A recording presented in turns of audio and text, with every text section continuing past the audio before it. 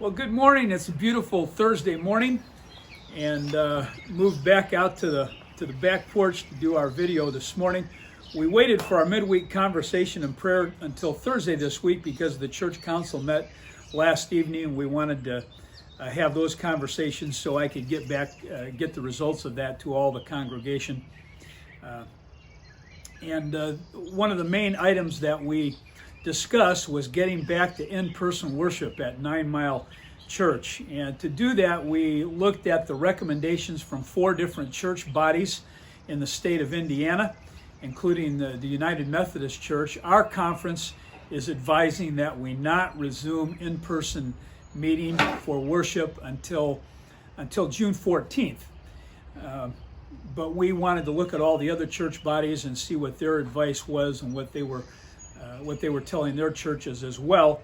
And then we've also been in consultation with our Hope Ministry churches down in Zanesville, and those us five churches. And none of the Hope Ministry churches are resuming worship this coming Sunday, and that was the sort of the consensus of the 4 church body guidelines that we looked at as well. A real caution to us before we did that. So we took all of that into account. We also reviewed all of the guidelines we need to have in place, or the practices we need to have in place when we do come back for in-person worship. And by the time we digested all of that together, I think most of us came there thinking we're going to go this Sunday. By the time we really looked at all of that, we heard from Lori, who is working on the front line at Lutheran Hospital, caring for COVID patients. At the end of it, we all felt uneasy about pushing forward for this Sunday. And we didn't want to put our congregation in jeopardy and be reckless. And we really didn't want to ignore the advice of everybody else and think that we knew better. So the Sunday we have established as when we will be back in worship at 9 Mile is 2 weeks from now, May 31st, Sunday, May 31st. And the only thing that would change that is if there's a real worsening of conditions between now and then. That gives us that much more time to see how the reopening is going. And it just felt like common sense to all of us, especially for the people of God. And we have consideration and regard for one another. I know there are some of you who probably will disagree with that and think we should plow ahead with this Sunday, but I hope that really we can respect one another's decisions, and in the big picture, know that 2 more weeks of doing our video services to err on the side of being really careful is a good thing. So we met prayerfully and with love for our congregation and for our church and for our people, and that's the decision that we arrived at. So we'll look forward to that. And here's a greeting for the morning. This is from the guys who met, most of the guys who met for Bible study yesterday morning. By the way, if you have a greeting that you can submit to me to be included in this Sunday service, for me, that's one of the funnest parts of the service. So get that phone out, send me a little hi to the rest of the congregation so we can use it in our worship time this morning, or this Sunday morning. Blessings. You, Larry. Hi, hope everything's going well. Good morning or good afternoon, whatever it is. Hi. Good morning, Hallie. Hey, Richard. Hey, Ken. Good morning. All right. This is the first morning of our men's group getting back together. Only one specific prayer request this morning, and that's from Sandy Kennedy, asking that we put her mother-in-law, who also happens to be named Sandy Kennedy, back on our prayer list. She needs our prayer during this time. We continue to pray for all the things that we have been praying for, all those afflicted with the coronavirus and caring for those, and then all of those with the ordinary issues of life that they're dealing with that we were reminded of last night as we shared around the table. So I'm going to use a hymn as a prayer. I often do that in my own personal devotions, the text of a hymn, and many of them are written as a prayer. This is one that you all know. We often know it as "Guide Me, O Thou Great Jehovah." Often more recently, it's the words used are "Guide me, O thou great Redeemer." And so I want to use it, just read its text as a prayer this morning and invite you. For many of us, these are very familiar words, but sometimes just when we sing it, we don't necessarily absorb them. So I want to use it to guide our thoughts in prayer this morning. So join your heart with mine and let us together pray. Guide us, O thou great Redeemer, pilgrim through this barren land. We are weak, but thou art mighty. Hold us with your powerful hand. Bread of heaven, feed us till we want no more. Feed us till we want no more. Open now the crystal fountain, whence the healing stream doth flow. Let the fire and the cloudy pillar lead us all our journey through. Strong deliverer, be our strength and guide. Be our still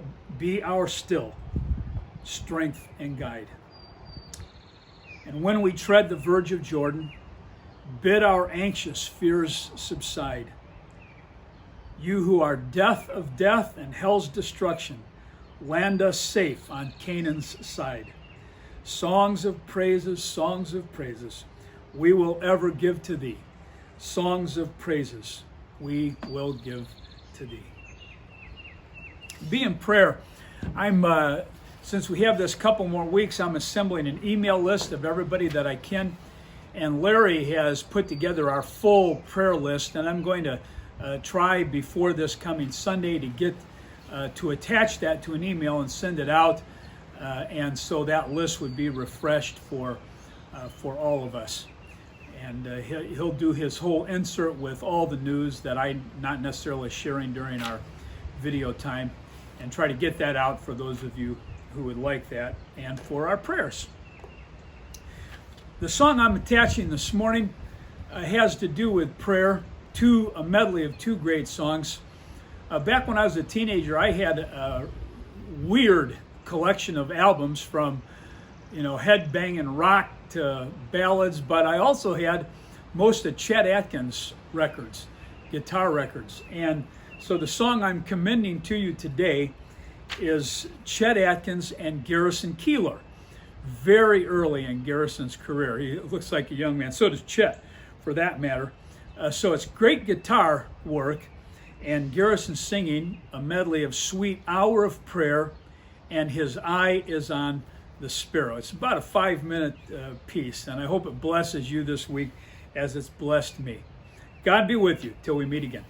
At your local music store, or it was in the late 40s.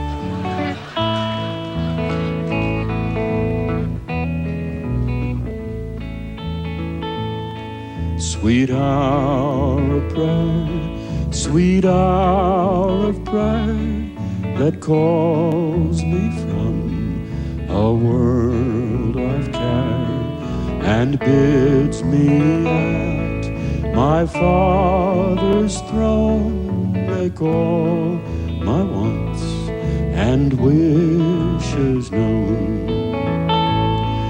In seasons of distress and grief, my soul has often found relief,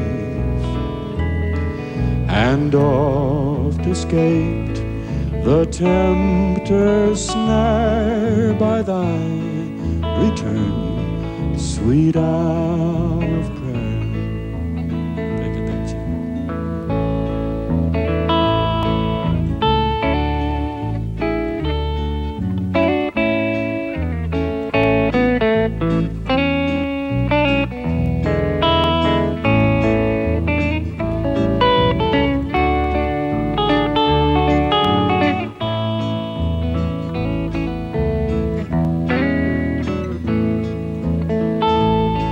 And since he bids me seek his face, believe his word and trust his grace, I'll cast on him my every care and wait for thee, sweet hour of prayer.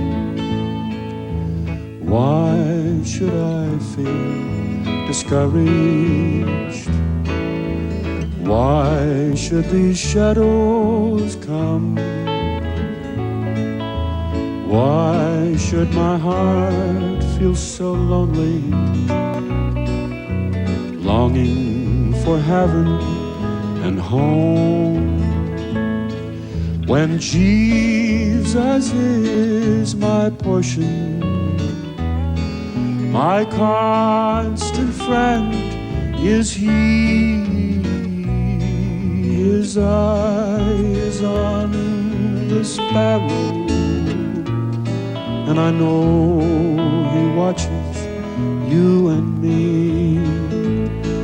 His eye is on the sparrow, and I know God is watching you and me, all of us.